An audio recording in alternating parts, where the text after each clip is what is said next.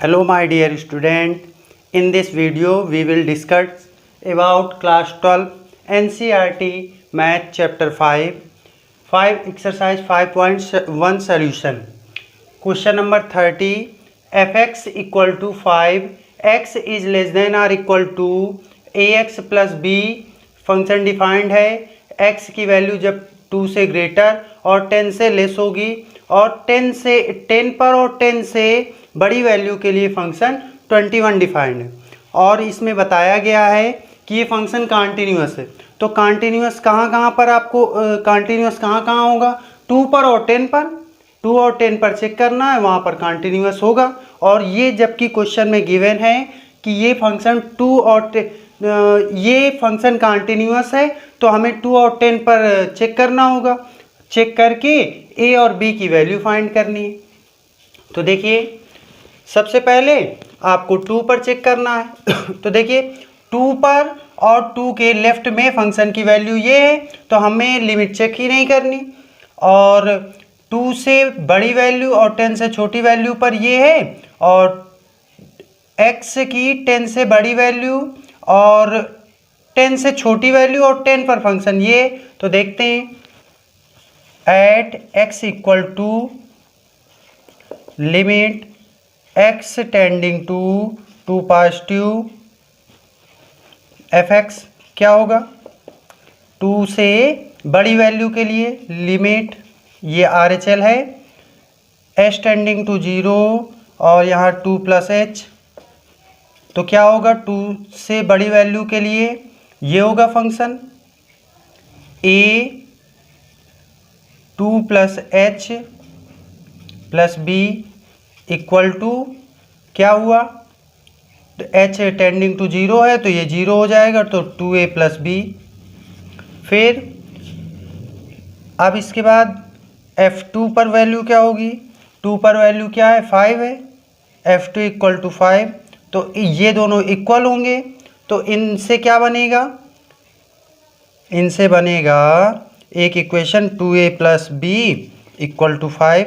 ये इक्वेशन 1 लिख के आप छोड़ दीजिए। फिर इसके बाद सेम यही प्रोसीजर 10 पर फॉलो कर लीजिए।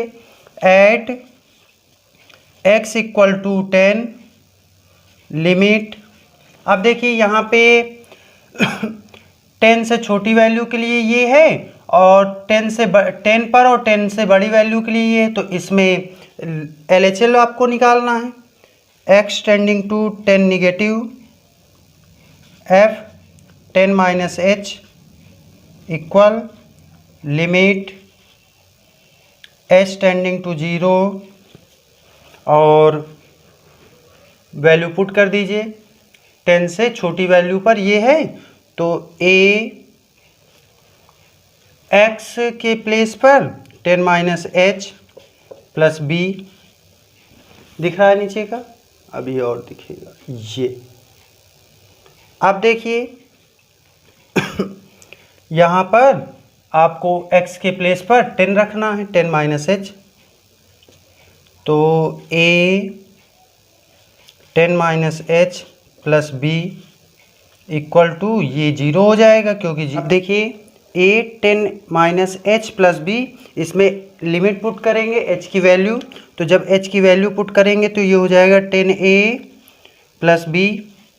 और एट f10 पर वैल्यू क्या होगी? f10 पर 21, तो यहाँ से जो लिमिट और f10 पर वैल्यू है वो इक्वल होंगी, तो क्या बन जाएगी equation? 10a plus b equal to 21, ये इक्वेशन सेकेंड। फिर from equation first and second क्या हो जाएगा? इक्वेशन फर्स्ट क्या है? 2a प्लस b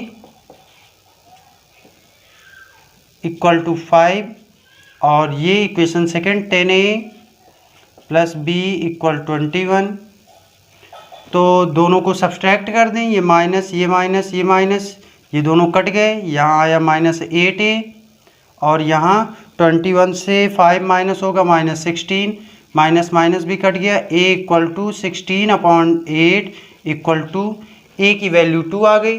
जब a की वैल्यू 2 आ गई तो b की वैल्यू क्या होगी, a की वैल्यू यहाँ पुट कर दो। देखो a 2 2 जा 4, b की वैल्यू 1, a इक्वल 2 और b इक्वल 1, a और b की वैल्यू आ गई। स्क्रीनशॉट लेना हो ले लीजिए। फिर चलते हैं 21 नंबर पर। देखिए क्वेश्चन नंबर 31 देखकर ही आप बता सकते हैं क्या, F X equal to cos X square, ये कंपोजिट फंक्शन है। कंपोजिट फंक्शन में कैसे है, ये एफ एक्स इक्वल टू एक, एफ एक्स तो हो गया आपका कॉस एक्स और दूसरा जी एक्स हो गया एक्स स्क्वायर हुआ। ये ट्रिग्नोमेट्री फंक्शन है, ये आपका पॉलिनोमियल फंक्शन है। पॉलिनोमियल फंक्शन और ट्रिग्नोमेट्री फंक्शन स्टार्टिंग में ही बताया था मैंने कि ये दोनों कॉन्टिन्यूअस होते हैं किसी भी वैल्यू पर। तो आपको लिखना है इसमें एफ एक्स, इसमें एफ एक्स की जगह यहाँ पर एच एक्स से कर लो।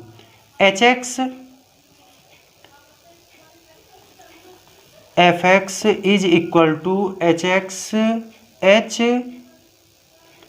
Of G X, F X equal to H of G X, ये आप लोगों ने चैप्टर 1 में पढ़ा है कंपोजिट फलन। तो एफ ऑफ जी एक्स क्या है, ये फंक्शन है। अब इसके बाद F of G X H of G X, ये दोनों ये कंपोजिट फंक्शन है, किससे मिलकर बने, एच और जी से मिले हैं, एच एक्स और जी एक्स से मिले हैं। ये आपका ट्रिग्नोमेट्रिक फंक्शन है और ये पॉलिनोमियल फंक्शन है। ये दोनों सभी वैल्यूओं के लिए कॉन्टिन्यूअस होते हैं। तो लिखना है H X is trigonometric function, trigonometry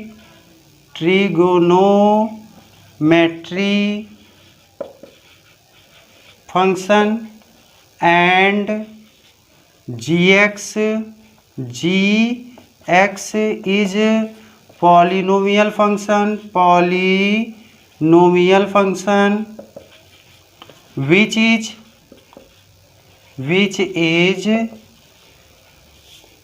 always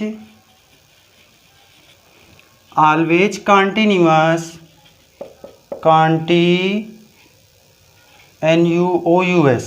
continuous for every value of